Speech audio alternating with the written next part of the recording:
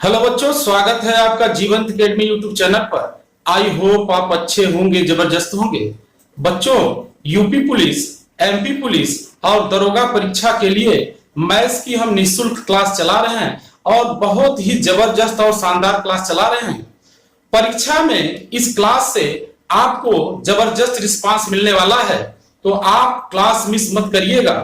बच्चों, पिछली क्लासेस में हमने नंबर सिस्टम टॉपिक पर डिस्कस किया है और नंबर सिस्टम टॉपिक में हमने 5 क्लासेस किए हैं।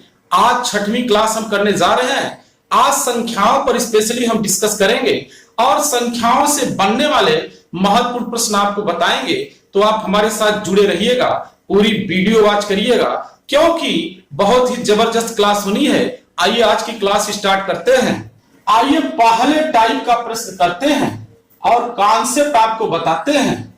किसी संख्या में 84 से भाग करने पर शेष फल 37 बचता है, तो उसी संख्या में 12 से भाग करने पर शेष फल क्या बनेगा।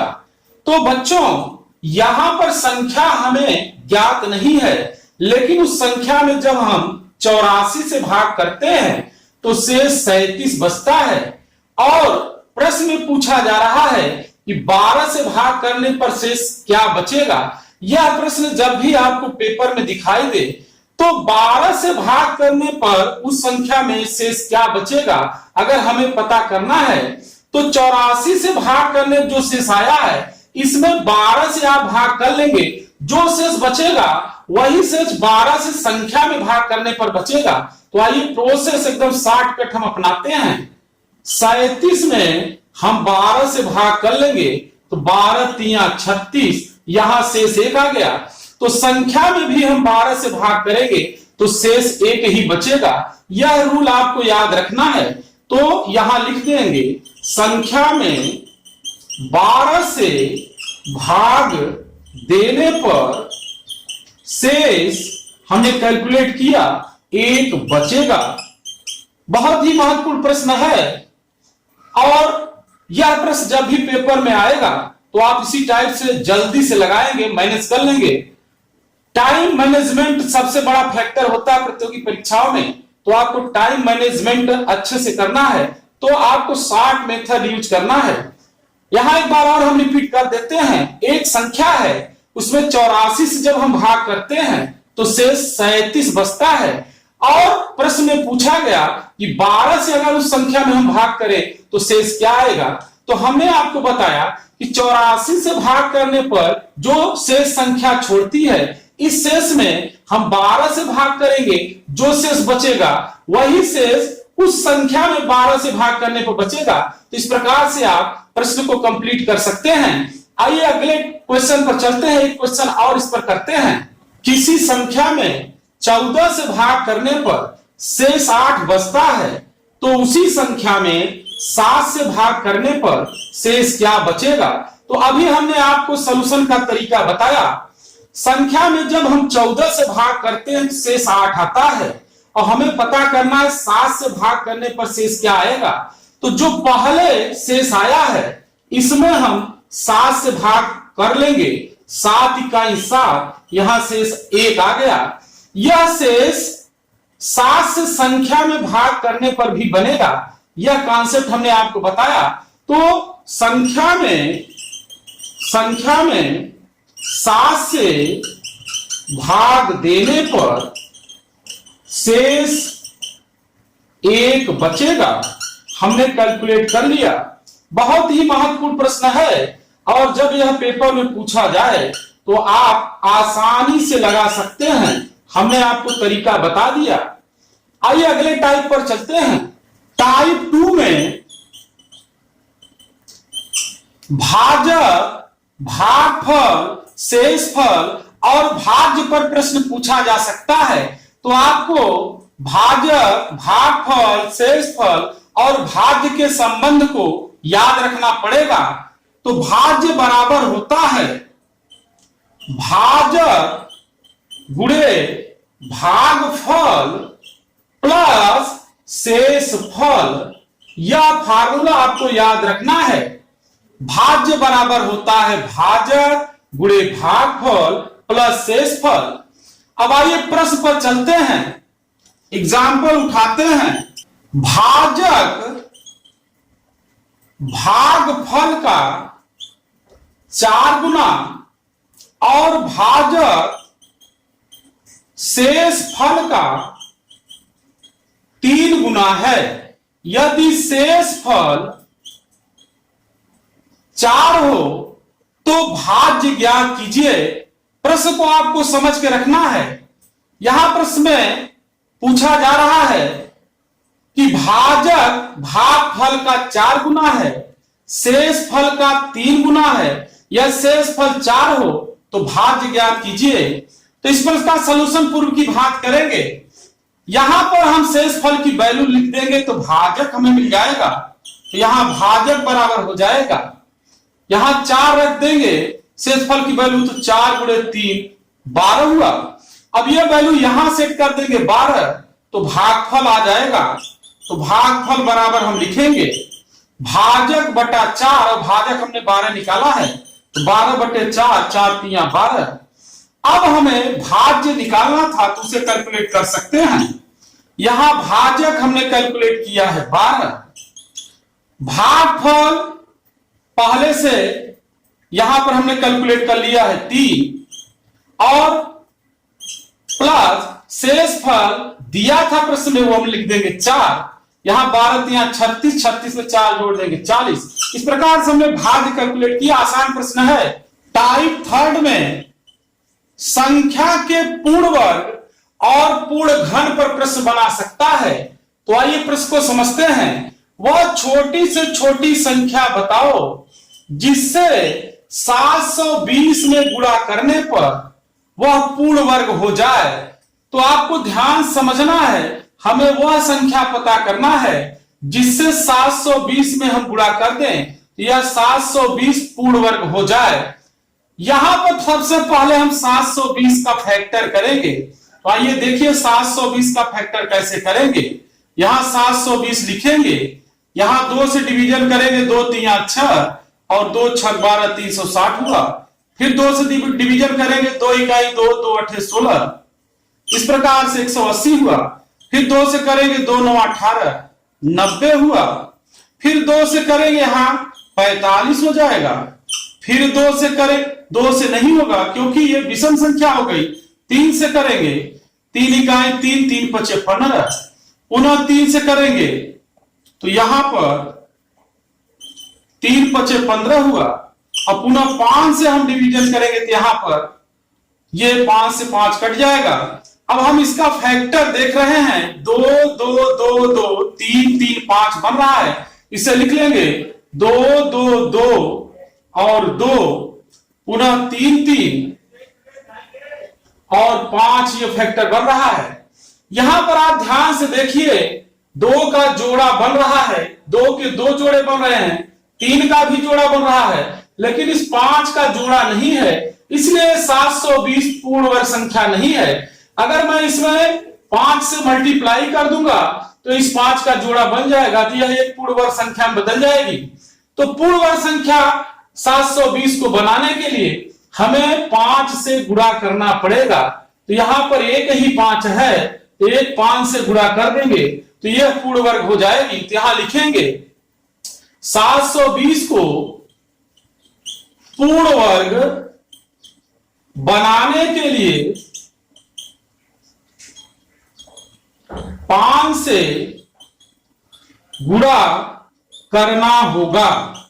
इस प्रश्न को दूसरे प्रकार से भी पूछा जा सकता है।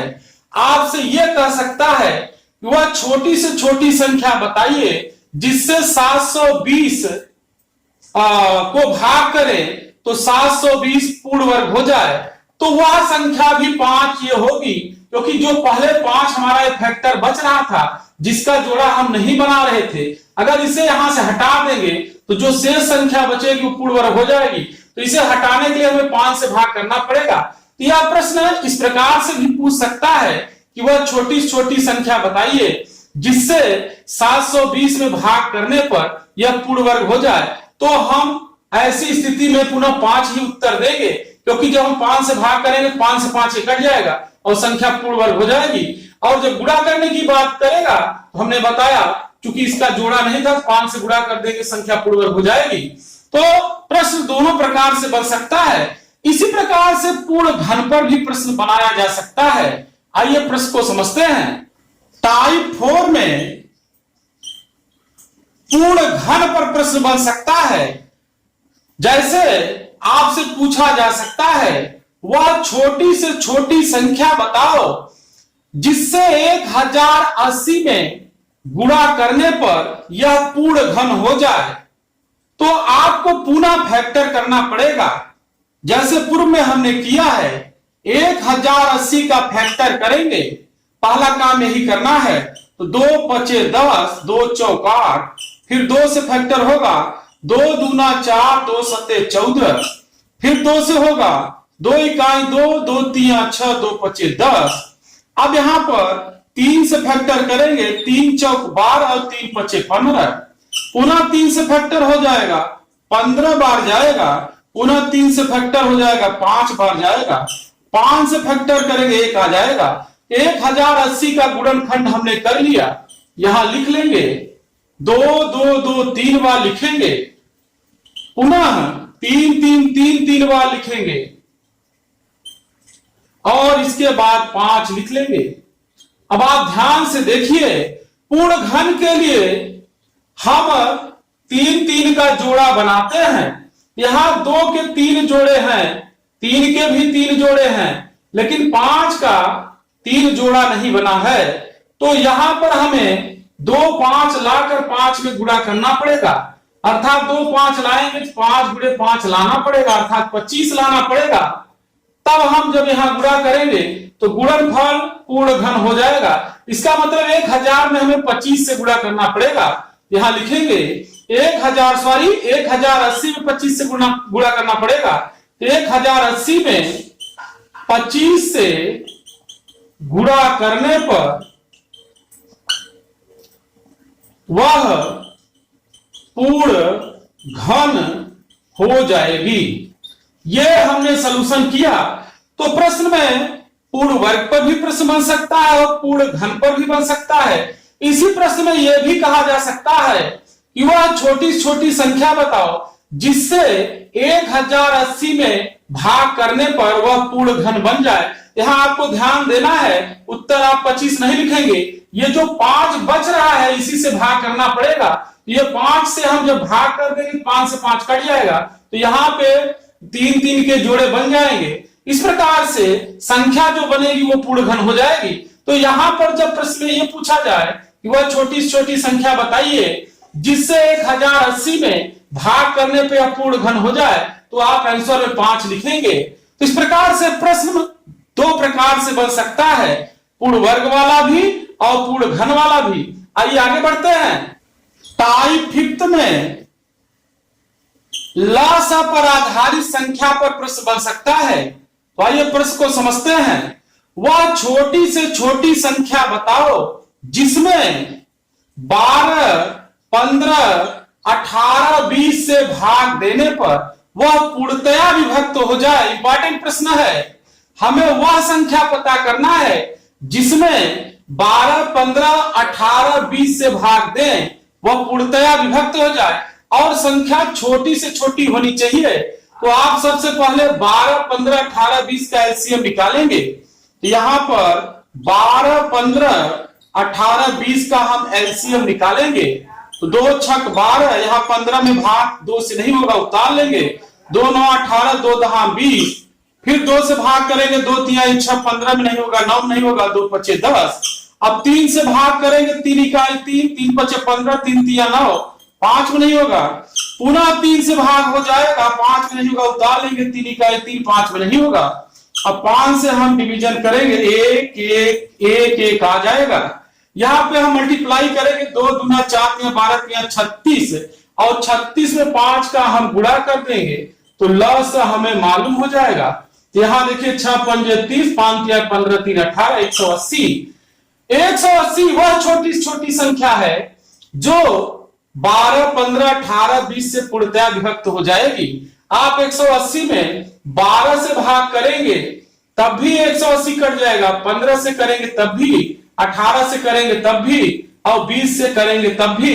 तो जब भी प्रश्न यह पूछा जाए कि वह छोटी से छोटी संख्या बताओ जिसमें 12, 15, 18, 20 या दी गई किसी संख्या का मान यहां दिया जा सकता है, उससे भाग करें तो वह पूर्णतया विभक्त हो जाए, तो आप उन संख्याओं का लसागु निकाल कर आंसर देंगे। आइए अगले टाइप पर चलते हैं। टाइप 6 में छोटी से छोटी संख्या पर पुनः प्रश्न बन सकता है। वह छोटी से छोटी संख्या बताइए जिसमें 10, 12, 15, 20 से भाग देने पर शेष 1 बचे। जब शेष बचने की बात कहे और संख्या छोटी से छोटी निकालनी है तो इसका लसागु निकाल कर शेष जोड़ देते हैं।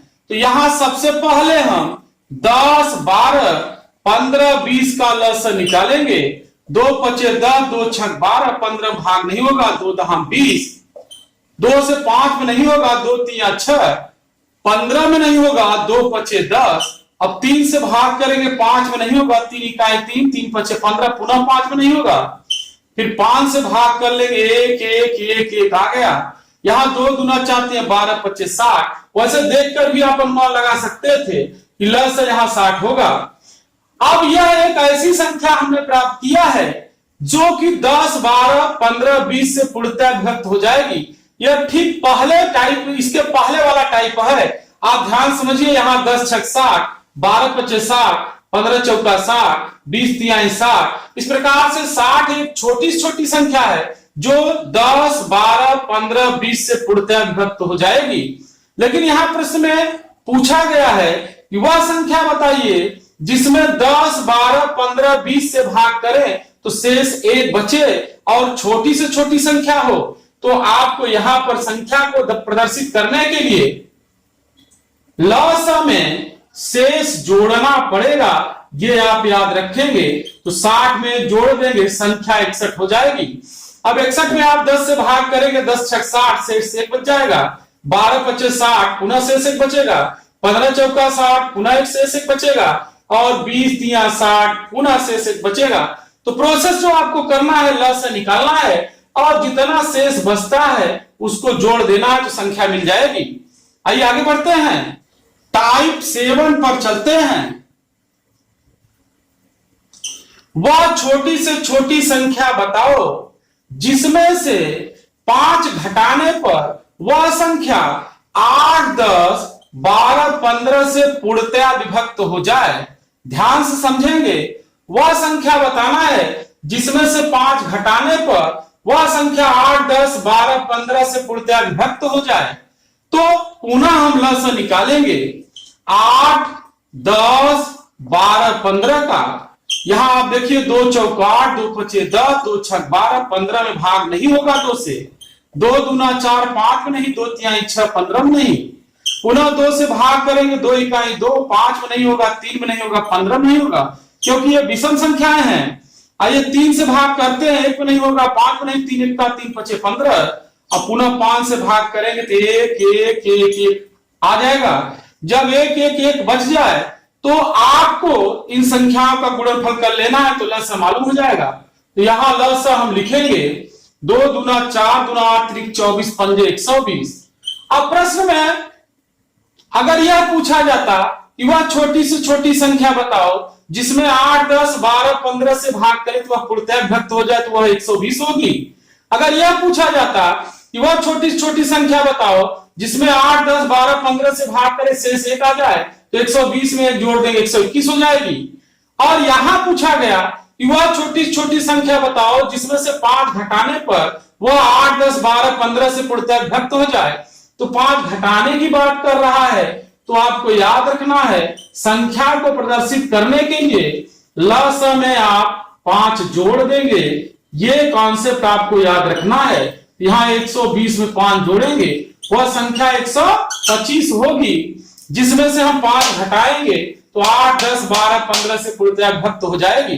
तो जब प्रश्न में घटाने की बात करें तो आप जितना घटाने की बात करेगा लसागु निकाल कर जस्ट उसका व्युत्क्रम प्रोसेस करेंगे, रेसिप्रोकल प्रोसेस करेंगे, उतना जोड़ देंगे, इस प्रकार से संख्या आपको मिल जाएगी। और यहां आप देखिए स्पष्ट भी है, 125 में से 5 हम घटा देंगे, संख्या 120 हो जाएगी और 8, 10, 12, 15 से वह पूर्णतया विभक्त हो जाएगी।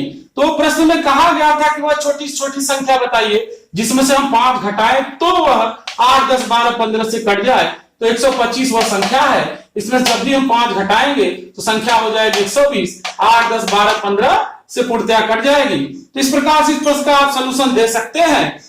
जब प्रश्न में घटाने की बात करेगा तो ल से निकाल कर इतना जोड़ देंगे। अगर इसी में इस टाइप से बनता प्रश्न कि वह छोटी छोटी संख्या बताइए जिसमें 5 जोड़ने पर 8, 10, 12, 15 से वह पूर्णतया विभक्त हो जाए, तब ल से निकाल कर आप संख्या तक पहुंचने के लिए 5 घटा देते। आइए एग्जाम्पल के माध्यम समझते हैं।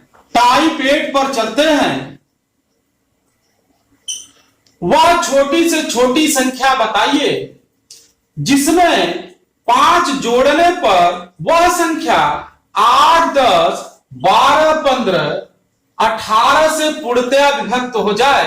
तो यहां प्रश्न में जोड़ने की बात कर रहा है कि 5 जोड़े तो वह संख्या 8, 10, 12, 15, 18 से पूर्णतया विभक्त हो जाए और वह संख्या छोटी से छोटी होनी चाहिए।